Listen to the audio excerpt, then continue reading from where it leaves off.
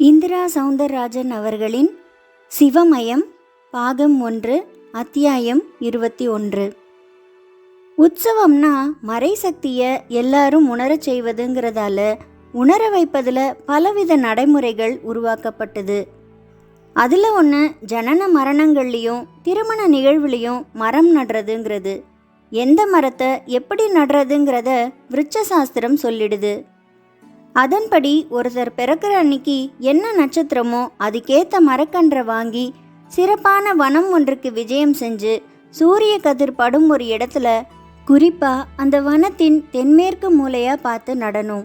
நட்டதும் அவர் கையாலேயே நவதானியங்கள் ஊற வச்ச நீரை அந்த செடிக்கு விட்டுட்டு ஊறிய நவதானியங்களையும் அந்த செடிக்கே உரமாக போடணும். அந்த நொடியில இருந்து அந்த செடி மரமாக வளர வளர அதை நட்டவரின் வாழ்க்கையும் வளரும். இன்னும் சொல்ல போனால் வளர்ற அந்த மரம் நட்டவரின் தப்பான ஜாதக பலன்களை அதை எடுத்துக்கும். அதே சமயம் அதில் பூ பூத்து காய் காய்க்கும் போது நட்டவர் வாழ்க்கையிலையும் எல்லா விதமான செல்வமும் சேரும். கர்ம வினைகளை வெற்றி கொள்ள விருட்ச சாஸ்திரம் இப்படி ஒரு வழியை காட்டுது. இதனால் காடும் வாழும், நட்டவர் வாழ்க்கையும் சிறக்கும். பரணியும் அவனோட 4 பேரும் வந்து நிற்கிறத பார்த்த உடனே அது ஏதோ ஒரு விபரீதத்துக்கான விஷயங்கிறது நாகச்சித்தருக்கு விளங்கிடுச்சு. ரொம்ப நேரம் வர நிஷ்டை கலையாதபடி புத்துக்குள்ளே கிடந்தாரு. பரணி பல முறை குருவே குருவேன்னு கூப்பிட்டு இன்னைக்கு இவருக்கு என்ன ஆச்சுன்னு புத்துக்குள்ளேயே தன் பார்வையை கொண்டு போனான். நாகச்சித்தரும் அவன் பார்க்குற சமயமாக பார்த்து கண்களை திறந்து அவனை பார்த்து அவனுக்குள்ள அச்சமூட்டினாரு. குரு, என்ன அவசரம் பரணி? எதுக்கு இப்படி நிஷ்டையை கலைக்கிற? ஒரு விபரீதம் நடந்துடுச்சு. இந்த நள்ளிரவில் அப்படி என்ன விபரீதம்? உள்ளபடியே ஒரு அரிய உயிர் இந்த மண்ணுக்கு வந்திருக்கு. இந்த சிவன்மலைக்குள்ள சக்தி புகுந்திருக்கா. நீயோ விபரீதம்ங்கிறியே. அது ஒரு பக்கம். இதோ இந்த 4 அரை தவசிகளும் பிரம்மச்சித்தரை இந்த இரவில் பார்த்துட்டாங்க. இல்லை இல்லை, நாங்கள் எல்லாரும் பார்க்கல. பழனி தான் அவரை பார்க்கும்படி ஆகிடுச்சு. யார் பார்த்தா என்ன? பார்த்தவர் வாழ்க்கை முடிஞ்சிடும்னு இந்த காடு சொல்லுது. போதும், வாயை மூடுங்க. இரவில் உங்களை யார் காட்டுக்குள்ளே நடமாட சொன்னது? அது அது எதுக்காக ஒரு குகையை சுட்டி காட்டி அங்கே உங்களை நான் இருக்க சொன்னேன்? இப்படி ஒரு விபரீதத்தில் சிக்கி கொள்ளக்கூடாதுன்னு தானே? சாமி, என்ன சாமி நீங்களும் விபரீதங்கிறீங்க? ஒரு சித்தரை தரிசிக்கிறது எப்படி சாமி விபரீதமாகும்? புரியாமல் பேசுகிறீங்க. பிரம்மச்சித்தரை தரிசனம் செய்கிறவங்களுக்கு உலக வாழ்வு ஒரு முடிவுக்கு வந்துடும். முக்தியும் நிச்சயம். இதனால் முக்தி அடைய விரும்பும் சித்த புருஷர்கள், இந்த உலகத்தில் வாழ்ந்தது போதும்னு நினைக்கிற தவசிகள் பிரம்மச்சித்தர் வருகைக்காக அவர் தரிசனத்துக்காக காத்திருப்பாங்க. அவரை பார்க்குறத விட முக்கியம் அவர் கூட்டி வர இரவு பகல்ங்கிற நாய்களை பார்க்கறது தான். நாய்களில் இரவு பகலா? ஆமாம், நாய் கால பைரவரின் வாகனம். உலகத்தை படைச்சு இயக்கும் பிரம்மனுக்கும் அதுவே வாகனம். வாகனம்னா நம்ம சுமப்பதுன்னு பொருள் இல்லை, ஓடக்கூடியது, ஒரு இடத்துல நில்லாதது. நாய் காலத்தின் அடையாளம். காலம் நிற்காம ஓடிக்கிட்டு இருப்பது. நாய் ஒரு இடத்துல கிடந்தாலும் அதோட நாக்கும் வாலும் அசைஞ்சபடி தான் இருக்கும். அது எத்தனைக்கெத்தனை நன்றி உடையதோ அத்தனைக்கத்தனை விஷமுடையதும் கூட. உலகத்தில் பல கொடிய விஷங்கள் உயிரைத்தான் வாங்கும். நாய் விஷம் நாய் போலவே மாற்றிடும். நாய்க்கு பின்னால் சூட்சமமான பல விஷயங்கள் இப்படி மறைஞ்சு கிடக்குது. நீ பார்த்த இல்லை உன்னை பார்த்த நாய் கரியதாக இருந்தா உனக்கான மரணம் இரவில், வெண்ணிற நாயாக இருந்தா உனக்கான மரணம் பகல்ல. இப்படி பிரம்மச்சித்தருக்கும் அவரோட கால சின்னங்களான நாய்களுக்கும் பின்னால் அரிய விஷயங்கள் புதஞ்சிருக்கு. சாமி, அப்படின்னா பழனியோட சாவு உறுதியா? யார் ஒருத்தர் மரணத்தை சமீபிக்கிறாரோ அவரே பிரம்மச்சித்தரை பார்ப்பாரு. இப்படி கேட்டால் அப்படி ஒரு பதிலா? ஒரு பதில்தான்.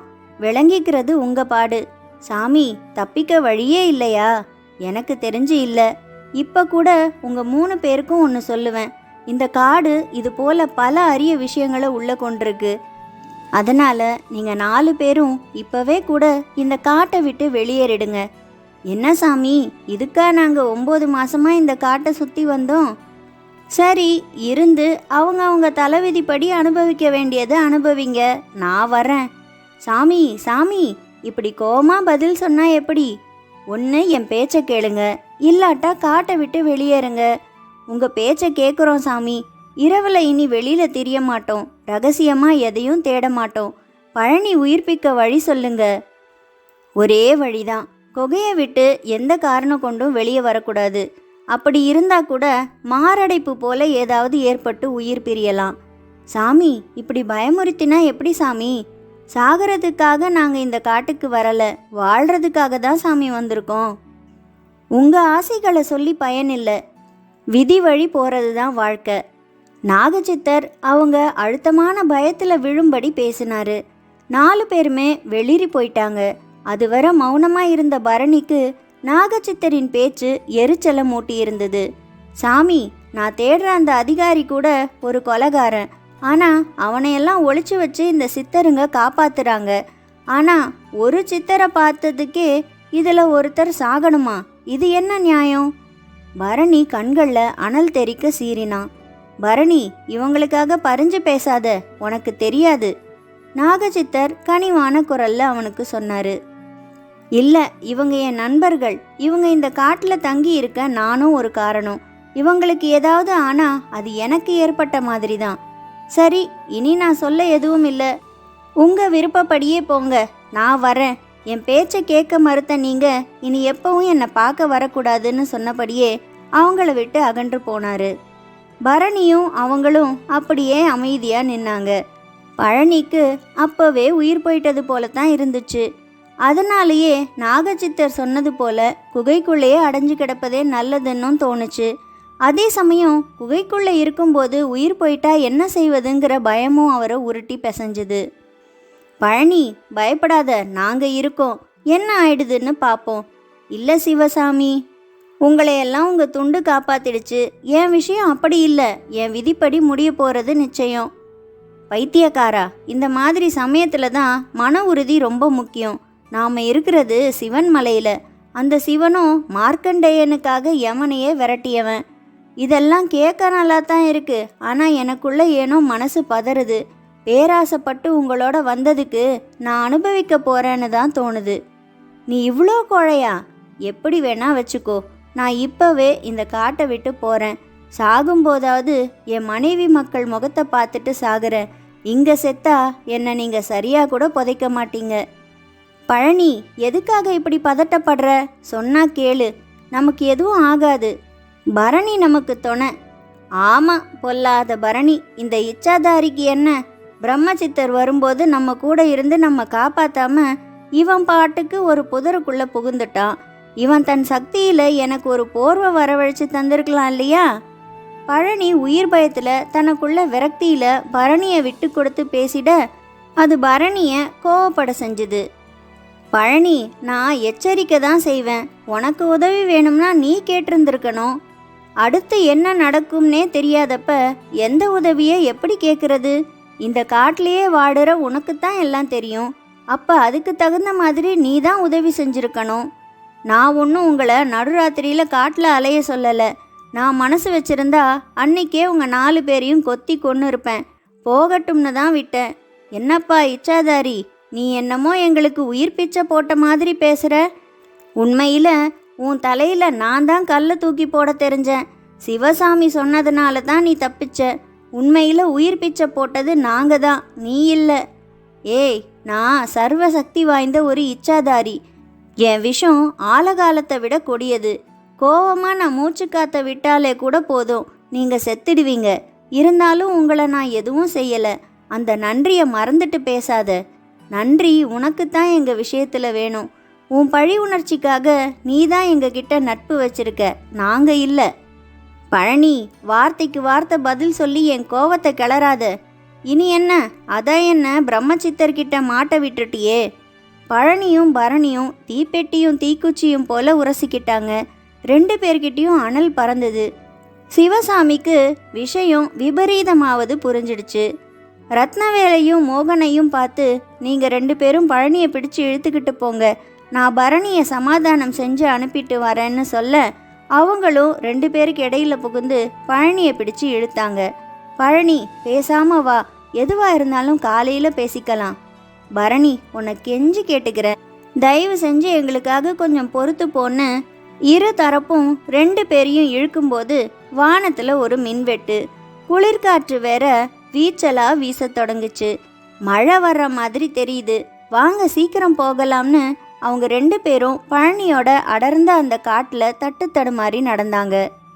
மறுபடியும் வானத்துல ஒரு மின்னல் சவுக்கு. கன்னி மூலையில ஒரு இடி சத்தம். வானத்துல 2 விமானங்கள் நேருக்கு நேரா மோதிக்கிட்டது போல இருந்தது. சட சடன்னு மழை துளிகளும் மண்ணில் இறங்க ஆரம்பிச்சிடுச்சு. பரணியும் சிவசாமியும் தொப்பலா நனைஞ்சபடியே வனவெளியில நின்றுக்கிட்டு இருந்தாங்க.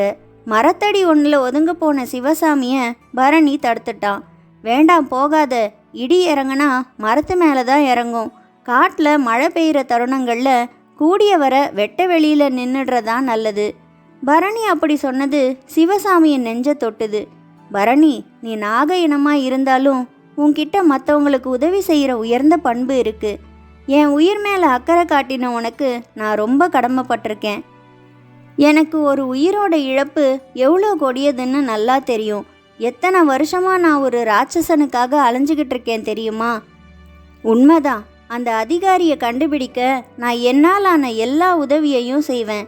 பழனி பேசினதை மனசில் வச்சுக்காத. அது எனக்கும் தெரியும். பாவம் பழனி, விதி முடிய போகிற நேரம். அதான் கோபம் பயம்னு பாதிக்கப்பட்டு இஷ்டத்துக்கும் வளர்றான்.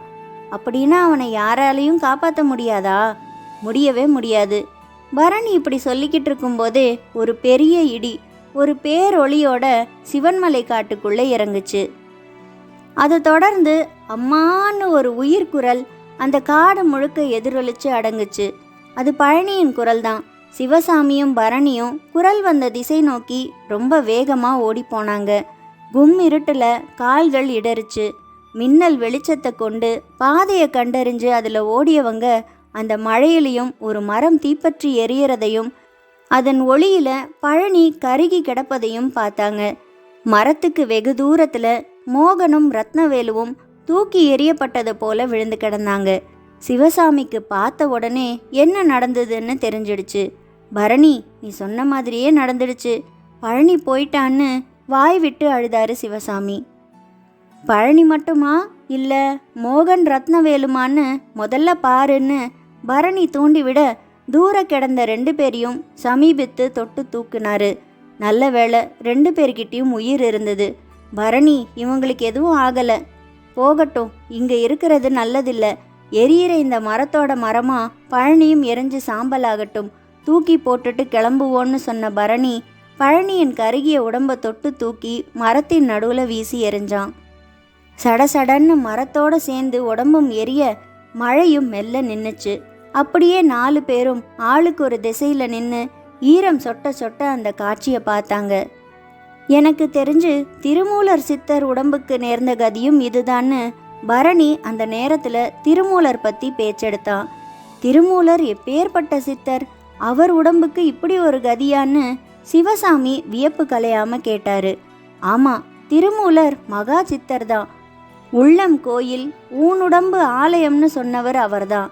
ஆனால் இந்த காட்டில் பழனியோட உடம்புக்கு நேரிட்ட கதி தான் மகாதேவரான திருமூலருக்கும் நேரிட்டது. எப்படி பரணி?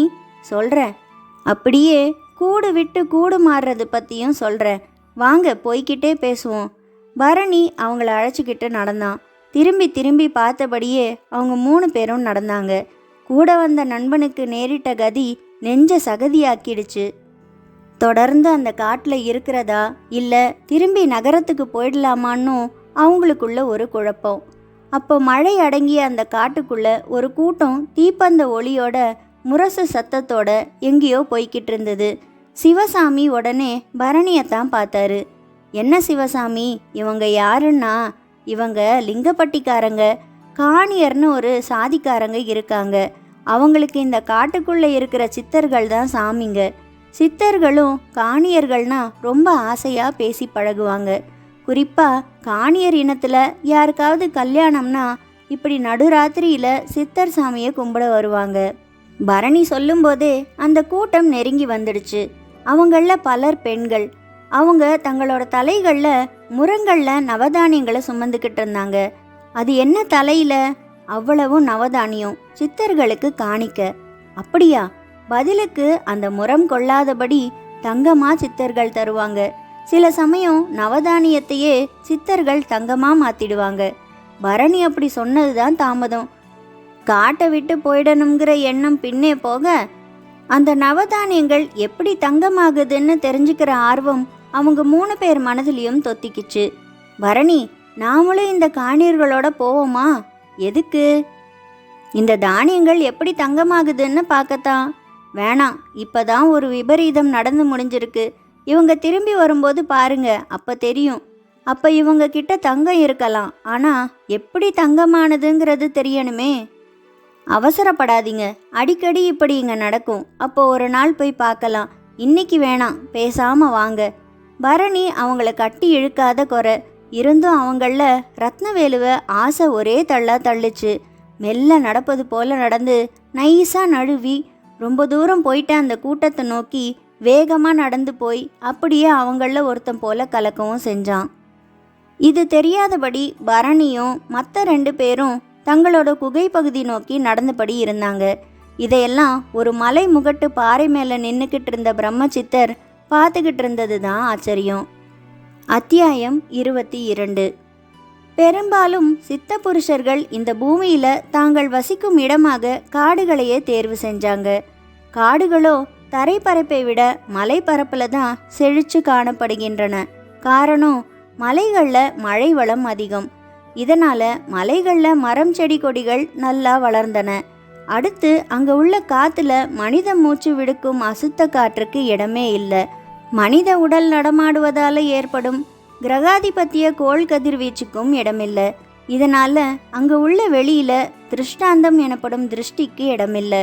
தூய்மை அதிகம். எங்க தூய்மை அதிகம் இருக்கோ அங்க மனம் நன்கு ஒடுங்கும். ஒரு பாறை மேல நின்னுக்கிட்டு கவனிச்சபடி இருந்த பிரம்மசித்தர் அர்த்தமுள்ள ஒரு சிரிப்பு சிரிச்சபடி திரும்பினாரு. எதிரில் மாயம்மா வந்துக்கிட்டு இருந்தா. அவ கையில கைத்தடிக்கு பதிலா சூலாயுதம். மாயம்மாளை பார்க்கவும் பிரம்மசித்தருக்குள்ள பழைய நினைவுகள் புரண்டு எழுந்தன. மாயம்மாள் திருவண்ணாமலையில் பிறந்து வளர்ந்தவ. நல்ல பணக்கார குடும்பம். மாயம்மாளின் தந்தை ஒரு நவரத்ன வியாபாரி, கோடிகளில் புரண்டவர். அவருக்கு ஒரே மகதான் மாயம்மா. ஒரே மகள்ங்கிறதால செல்லமும் அதிகம். இந்த நிலையில மாயம்மாளுக்கும் ஒரு செல்வந்தனுக்கும் திருமணமும் நடந்து முடிஞ்சது. திருவண்ணாமலையே அந்த திருமணத்தை திரும்பி பார்த்தது. அத்தனை தடபுடல். யாரு கண்ணு பட்டதோ. கல்யாணம் முடிஞ்சு மறுநாள் தேனிலவுக்காக மாயம்மாளும் அவளோட கணவனும் காரில் போகும்போது விபத்து ஏற்பட்டு அவளோட கணவன் மாயம்மா மடியிலேயே உயிரை விட்டுட்டான். அந்த சம்பவம் மாயம்மாவை அப்படியே திருப்பி போட்டுடுச்சு.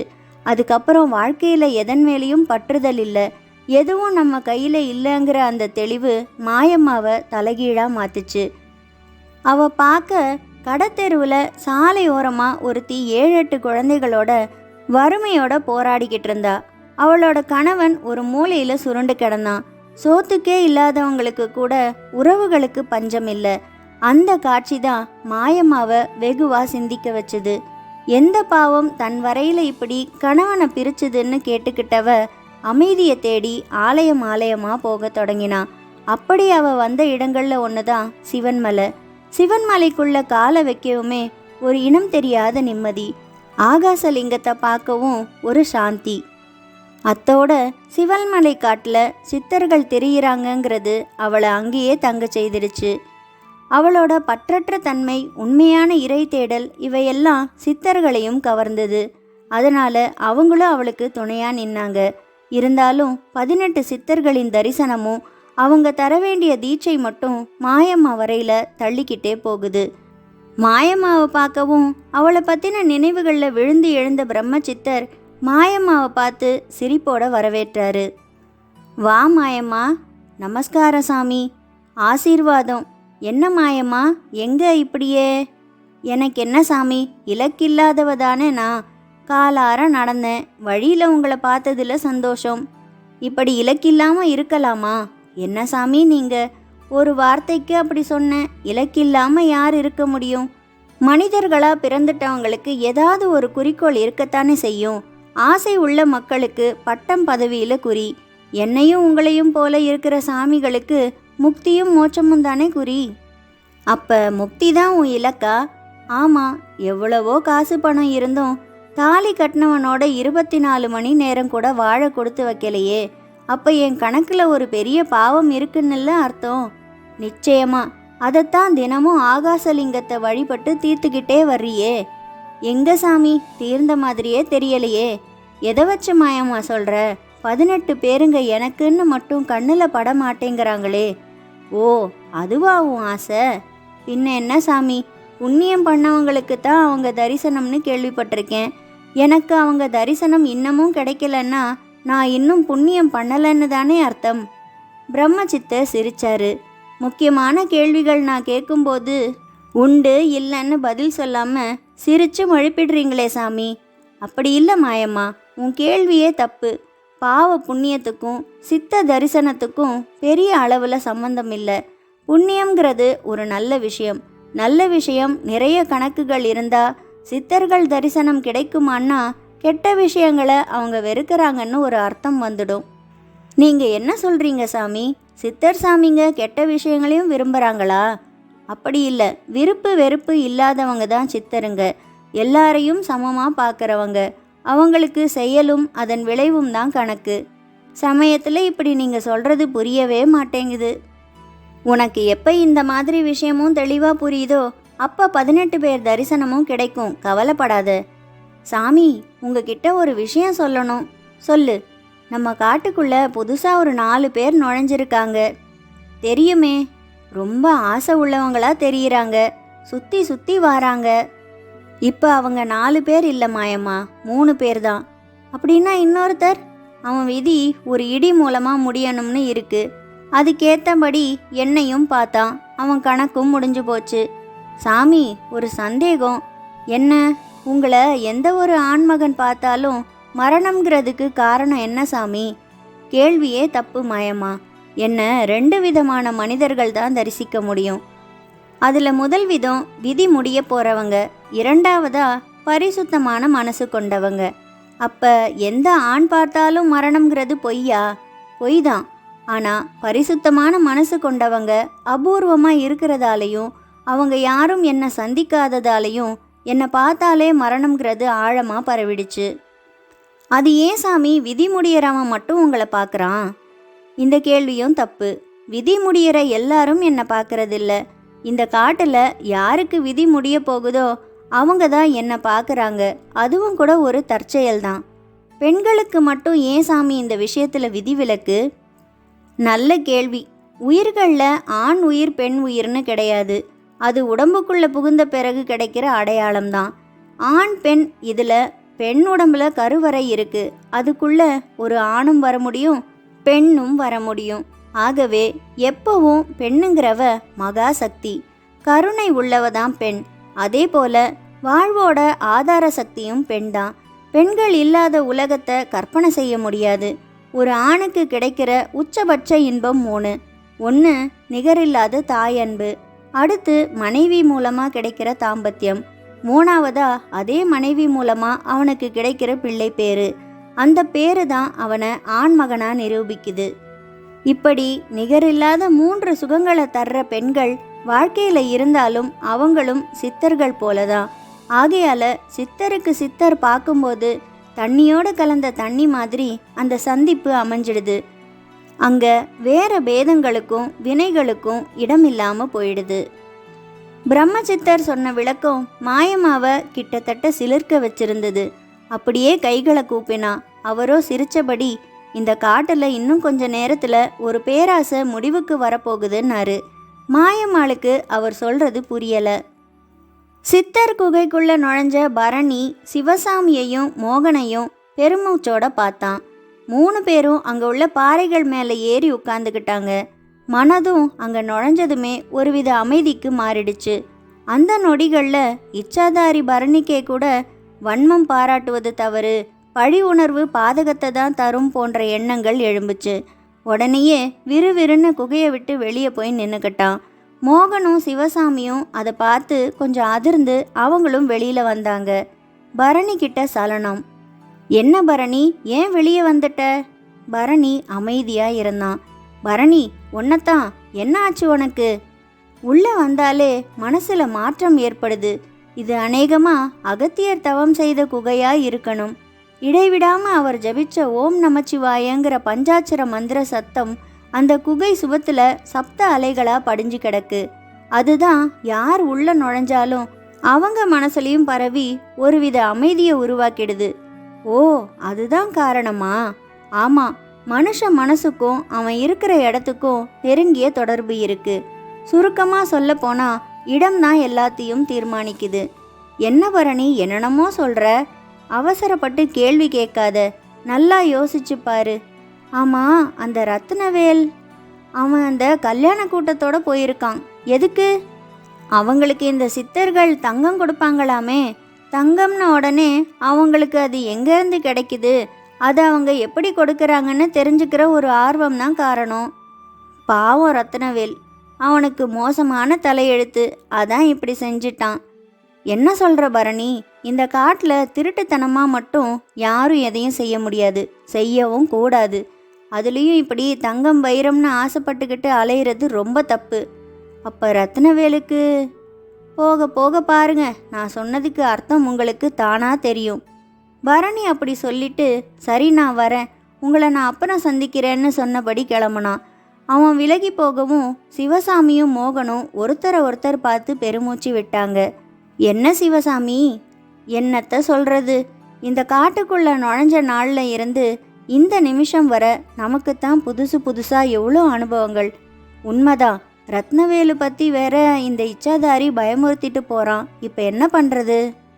ஏற்கனவே பழனியை இழந்துட்டோம், ரத்னவேலுவையும் இழந்துடக்கூடாது.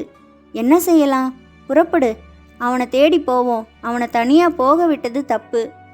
நாம் எங்கே விட்டோம்? அவன்தான் தனியாக போனான். சரி சரி, நாம் நமக்குள்ளே விவாதிக்க வேணாம், முதல்ல கிளம்பு. 2 பேரும் கிளம்புனாங்க. அந்த காணியர் கூட்டம் தாரை தப்பட்டை சத்தத்தோட ஆகாசலிங்க சன்னதியை அடைஞ்சு அங்கே வழிபாட்டை முடிச்சுக்கிட்டு அங்கேருந்து ஒரு ஒத்தையடி பாதை வழியாக வரிசையாக ஒரு ஊர்வலம் போல் எங்கேயோ போக தொடங்கினாங்க. அவங்களுக்கு பின்னால் இறுதியாக ரத்னவேலு. ரத்னவேலுவின் காவி உடையும் தோற்றமும் அவங்களையும் மதிப்பாக பார்க்க வச்சுது. போகும்போது தனக்கு முன்னால் போகிறவங்க கிட்ட ரத்னவேலுவும் வாயை பிடுங்கினாரு. ஆமாம், சாமி கும்பிட்டுட்டு இந்த பக்கம் எங்கே போகிறீங்க? என்னங்க சாமி, உங்களுக்கு தெரியாதாக்கும். அட என்னப்பா நீ, தெரியாததால தானே கேட்குறேன். அட போங்க சாமி, சித்தர் சாமிங்க எப்பவும் விளையாட்டாக கேள்வி கேட்பாங்கன்னு எனக்கு தெரியாதா என்ன? அவன் பதிலில் அவன் ரத்னவேலுவையும் ஒரு சித்தராக நினைக்கிறது போல தெரிஞ்சுது. அதுக்கு மேலே ரத்னவேலுவும் கேள்விகளை கேட்டு கெடுத்துக்கலை. மௌனமாக அவங்களோட நடந்தார். அந்த பாதை எதிரில் தெரியும் ஒரு மலைக்குள்ள மலையான குட்டி மலை மேலே ஏறுச்சு. அதன் மேலே வரிசையாக எறும்புகள் ஒன்றன் பின் ஒன்றாக போவது போல காணியர் கூட்டம் ஏறி போவதை பார்க்க ஒரு தனி அழகாக இருந்துச்சு. மலை உச்சியை எல்லாரும் அடைஞ்சதுக்கு அப்புறம்தான் தெரிஞ்சது அங்கே மலையின் அந்த பக்கத்தில் ஒரு குளம் இருக்கிறது. சரியான பச்சை பிடிச்ச குளம். ஜிலீர்னு அதில் தண்ணி. அங்கங்கே சில நீர்க்கொடிகள் மிதந்துட்டு இருந்தது. அதுக்குள்ள கல்யாண பெண்ணும் மாப்பிள்ளையும் இறங்கி குளிச்சாங்க. அவங்க குளிக்கும்போது குளத்தங்கரையில் எல்லாரும் சுற்றி வந்து வட்டமாக நின்றுக்கிட்டாங்க. குளிச்சு முடிச்சவங்க ஈர உடையோட குளத்தங்கரையில் மண்ணை பிசைஞ்சு ஒரு லிங்க உருவை செஞ்சாங்க. ராமேஸ்வர கடலோரமாக ராமன் சிவலிங்கத்தை உருவாக்குனது போல. ரத்னவேலுவை பொறுத்தவரையில் அந்த காட்சி ஆச்சரியமானதாக இருந்தது. எல்லாம் வன மனிதர்களுக்கே உரிய சாஸ்திர சம்பிரதாயங்கள்.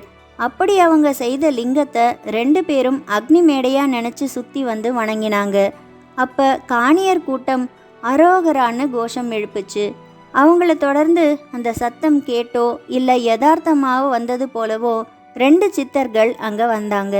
அவங்க எந்த பக்கமாக எப்படி வந்தாங்கங்கிறது எல்லாமே ஒரே விளங்காத புதிராக இருக்க அவங்கள பார்க்கவும் காணியர் கூட்டம் திரும்பவும் அரோகராங்கிற சத்தம் எழுப்புச்சு. அந்த சித்தர்கள் இருவரும் அவங்கள எல்லாம் பார்த்து கைகளை உயர்த்தி ஆசீர்வாதம் செய்தாங்க. பிறகு காணியர்களில் ஒருத்தர் வச்சிருந்த நவதானிய பித்தளை பாத்திரத்தை வாங்கிக்கிட்டு கிளம்புனாங்க. காணியர்களோ அப்படியே குளத்தங்கரையில் உட்காந்துட ரத்னவேலுக்கு ஒரே திகைப்பு. நவதானிய பாத்திரத்தோட சித்தர்கள் எங்கே போனாங்கங்கிற கேள்வியோட நாலாபுரமும் பார்த்தாரு. ஒரு காணியர் கூட ரத்னவேலுவை கண்டுக்கலை. சில காணியர்கள் அங்கே உள்ள குளத்தின் ஒரு மரத்தடியில் வெக்கத்தோட உட்காந்துருந்தாங்க. ரத்னவேலுவுக்கு நவதானிய பித்தளை பாத்திரத்தோட போன சித்தர்கள் என்ன ஆனாங்கங்கிறது தலையை கொடைஞ்சுது. எந்த பக்கம் போய் அவங்கள தேடுறதுங்கிறதும் தெரியலை. இருந்தாலும் ஒரு குறிப்பிட்ட திசையில் போய் ஒரு மண் சாலையில் இறங்கி நடக்க ஆரம்பித்தார். பாம்பு உடம்பு போல பாதையில் அவ்வளோ வளைசல். அதே வேளையில் ஒருவித வாசம் மூக்கை நிரடிக்கிட்டே இருந்தது. அந்த வாசம் அநேகமாக ஏதாவது ஒரு மூலிகையுடையதாக தான் இருக்கணும். அதுவும் அவரை சேர்ந்து கவர்ந்து இழுத்துது. ஒரு புதிய உலக நோக்கி போவதா கூட மனசு எண்ணுச்சு. திரும்பி போயிடலாம்னாலோ பாதை மலை மேலே உயர்ந்து போச்சு. அதில் ஏறி போக உடம்பின் களைப்பு அனுமதிக்கலை. மொத்தத்தில் சிவன்மலை காட்டுக்குள்ள எந்த பாகத்தில் எப்படி இருக்கிறோங்கிறதே தெரியாட்டாலும் இப்படியெல்லாம் கூட காட்டுக்குள்ள பாதைகள் இருப்பதும் அதில் நடப்பதும் ரத்னவேலுக்கு ரொம்ப பிடிச்சிருந்தது. கொஞ்சம் அச்சமாகவும் இருந்தது. ஒரு இடத்துல அதிசயமாக ஒரு காட்சி கண்ணில் பட்டது. அப்படிப்பட்ட காட்சிகளையெல்லாம் ரத்னவேலு கதைகளில் தான் படிச்சிருக்காரு. அவர் பார்க்க வட்ட வடிவில் எதிரில் ஒரு சுனை கரையில் மான் ஒன்று தண்ணி குடிச்சிக்கிட்டு இருக்க கொஞ்சம் தள்ளி வேங்கை புலி ஒன்று படுத்திருந்தது. மரக்கிளை ஒன்றில் மலைப்பாம்பு விழுது போல தொங்கிக்கிட்டு இருக்க அதை ஒரு கையால் பிடிச்சு ஆடிக்கிட்டு இருந்தது குரங்கு ஒன்று. ரத்னவேலுவால் அந்த காட்சியிலிருந்து கண்களை எடுக்க முடியலை. புலியை பார்த்ததும் ஒருவித பயமும் அவருக்குள்ளே ஏற்படாதது தான் ஆச்சரியம். நெடுநேரமாச்சு அந்த காட்சி மயக்கம் விலக. அப்புறம்தான் காணியர்கள் நினைப்பும் சித்தர்கள் சிலர் நவதானிய பாத்திரத்தோட போனதும் ஞாபகத்துக்கே வந்தது. ஒருவித பதைப்போட சிவசாமி மோகன்கிற தன் நண்பர்களையும் ஞாபகப்படுத்திக்கிட்டு நடக்க ஆரம்பிச்சாரு. கொஞ்ச தூரத்தில் ஒரு பெயர் பலகை.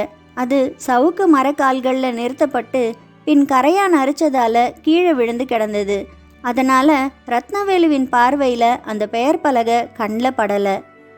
அதில் மதிமயக்கி வனப்பகுதின்னு எழுதி எச்சரிக்கப்பட்டிருந்தது. இந்த வனப்பகுதியின் நீள அகலம் வரையறை செய்யப்படலை. இதுக்குள்ளே போகிறவங்க தங்களையே மறந்துவிடும் ஆபத்து இருக்கிறதால இதுக்குள்ளே போக தடை விதிக்கப்பட்டிருக்குங்கிற அந்த போர்டை கடந்து அதன் எச்சரிக்கையை மீறிக்கிட்டு வனப்பகுதிக்குள்ளே நுழைஞ்ச ரத்னவேலுவுக்கு மெல்ல தன்னோட நினைப்பும் நீங்க தொடங்குச்சு. தான் யாரு, மனிதனா மிருகமா, எங்கே இருக்கிறோம், என்ன செஞ்சுக்கிட்டு இருக்கோங்கிற எல்லாவித தகவல்களுமே மனசை விட்டு நீங்கி எண்ணங்களே இல்லாத ஒரு நிலை ஏற்பட்டது. அப்படியே ரத்னவேலுவின் மனநிலையில் அங்கங்கே சில சித்தர்கள் உட்கார்ந்து தவம் செய்யும் கோலத்தில் தெரிஞ்சாங்க. அவங்கள பார்த்ததும் அவங்கள போலவே உட்கார்ந்து தவம் செய்யும் ஒரு முனைப்பு ரத்னவேலு கிட்ட ஏற்பட்டது. அதே சமயம் குகைக்கு திரும்பியிருந்த சிவசாமியும் மோகனும் ரத்னவேலுவை காணாத கவலையில் இருந்தாங்க. பழனியை இடி கொண்டு போன மாதிரி ரத்னவேலுக்கும் ஏதாவது ஆயிருக்கணும்னு தோணுச்சு. அப்போ எதிரில் நாகச்சித்தர் வந்தார். சிவசாமி மோகன் இவங்க 2 பேரை மட்டும் பார்த்து கொஞ்சம் ஆச்சரியப்பட்டாரு. அவரோட பார்வையே எங்கே மற்ற 2 பேருன்னு தான் கேட்டுது. பதிலுக்கு 2 பேரும் சோகமாக அவரை பார்த்தாங்க. என்னப்பா, வாயை திறந்து பேச முடியாத அளவுக்கு உங்களுக்கு மனபாதிப்பான்னாரு கனிவான குரல்ல. ஆமா சாமின்னாரு சிவசாமி. இந்த சிவன் மலையில் உங்களுக்கு பாதிப்பா? இந்த மலை யாரையும் பாதிக்காதே, உயிரையே வாங்கிடுச்சு. நீங்கள் என்னடானா பாதிக்காதுன்னு சாதாரணமாக சொல்கிறீங்க. உயிரை வாங்க இந்த மலை ஒன்றும் யமன் கிடையாது. உயிர் போகிற நேரம் வந்தால் அது எந்த வழியிலையாவது போயே தீரும். ஆமாம், யார் இறந்து போனது? பழனி. பாவமே. இருந்தாலும் பாதகம் இல்லை. இந்த மலையும் வைகுண்டமும் ஒன்று. இங்கே செத்தா நேராக மோட்சந்தான். என்ன சாமி இது? கையில் இருந்த வாழ்க்கையே போயிடுச்சு. மோட்சம் கிடைச்சி என்ன புண்ணியம்? அடடே, மோட்சம் பற்றி உங்களுக்கு எதுவுமே தெரியாதுன்னு இதிலிருந்து தெரியுது. இந்த உலகத்தில் பிறந்த உயிர்களோட நோக்கமே மோட்சம் அடையிறது தான்ப்பா. அது எப்படி சாமி? தவம் செஞ்சால் கூட அவ்வளோ சுலபமாக வசப்படாத மோட்சம் இந்த மலையில் செத்ததாலேயே ஒருத்தருக்கு கிடைக்க முடியும்? அதுதான் இந்த மலையோட சிறப்பு. இந்த மலையை நீ வெறும் கல் மண்ணாக பார்த்தா அப்படி தான் நினப்ப. இது அந்த பரமேஸ்வரனோட திருமேனி. பரமனுடைய உடல் பாகங்களுக்கும் இங்கே இருக்கிற ஒவ்வொரு பகுதிக்கும் ஒரு ஒத்துமை இருக்குது. உயிர்களோட நோக்கம்ங்கிறதே பரமனை அடையிறது தானே.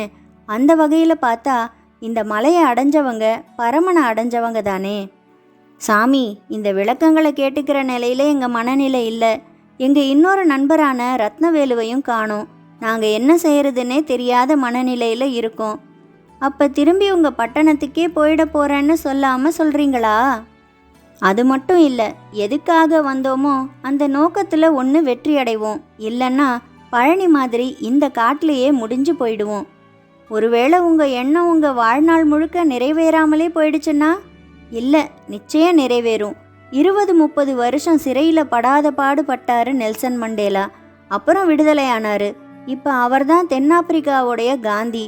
அவர் மனம் சோர்ந்திருந்தா அவருக்கு இந்த உயரம் கிடைச்சிருக்குமா? சரிதான், உங்கள் ஆசையின் வேர்கள் மிக ஆழமாகத்தான் பாஞ்சிருக்கு. பார்ப்போம், நீங்கள் ஜெயிக்கிறீங்களா இல்லை இந்த மலைக்காட்டு சித்தர்கள் ஜெயிக்கிறாங்களான்னு. அவர் சொன்னதில் கொஞ்சம் மர்மமான உணர்ச்சியும் ஒளிஞ்சிருந்தது. அது பரணியின் காதலையும் விழுந்துடுச்சு போல. அவன் அவர் முன்னால் சீற்றமாக வந்து நின்னான். என்ன பரணி, நீ என்ன சொல்ல போற? என்ன சொல்ல? நீங்கள் என் குருநாதராக போயிட்டீங்க. இல்லைன்னா இந்த நேரம் உங்களை நான் என் விஷத்தால் சவமாக்கி இருப்பேன். அடே அப்பா, நீ அப்படி யோசிக்கிற அளவுக்கு நான் உன்னை கோவப்படுத்திட்டேனா? பின்ன என்ன சாமி, எனக்கு உதவுறதுக்குன்னு இருக்கிறவங்களே இவங்க தான். இவங்களையும் துரத்துற மாதிரி நீங்கள் பேசுனா என்ன அர்த்தம்? நான் அப்படியெல்லாம் எப்போ பேசினேன்? நீங்கள் பேசினதுக்கு அர்த்தம் அதுதான். நான் கேட்டுக்கிட்டு தான் இருந்தேன். அப்போ நீ இவங்க போக ஆசைப்பட்டாலும் விடமாட்டேன்னு சொல்லு. அவங்க போக மாட்டாங்க. எனக்கு சத்தியம் செஞ்சு தந்திருக்காங்க. அந்த அதிகாரியை நான் பழிவாங்க இவங்களும் தான் எனக்கு துணை.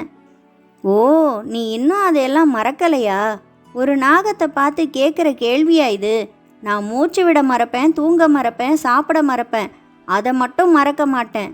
ஏன்னா என் நாகமாலினியை என்கிட்ட இருந்து பிரித்து இந்த காட்டில் என்ன ஒரு அனாதையாக திரிய வச்சவன் அவன். பரணி, அது உன் விதி. இந்த காட்டில் மட்டும் இல்லை, எங்கேயும் ஒருத்தருக்கு விதி முடியும் போது அந்த உயிர் மூலம் எப்படி போகணுமோ அப்படியே போயே தீரும். இதெல்லாம் மனித இனம் சொல்கிற மழுப்பலான காரணங்கள். என்னால் ஏற்றுக்க முடியாது. நாகபரணியின் கண்ணு ரெண்டும் ஏற்றுக்க முடியாதுன்னு சொல்லும்போது தெரிச்சிடுறது போல அகண்டுச்சு. மூச்சிலையும் அப்படி ஒரு உஷ்ணம், அதில் ஆலகால வாடை. அதுக்கு மேலே நாகச்சித்தரும் எதுவும் பேசலை. மௌனமாக கையை உயர்த்தி அவங்க 2 பேருக்கும் ஆசீர்வாதம் செய்துட்டு அங்கிருந்து கிளம்பினாரு. காலமும் உருள ஆரம்பிச்சுது. அடுத்த 2 அத்தியாயங்களின் கதையோட நான் உங்களை அடுத்த வீடியோவில் சந்திக்கிறேன். நன்றி, வணக்கம்.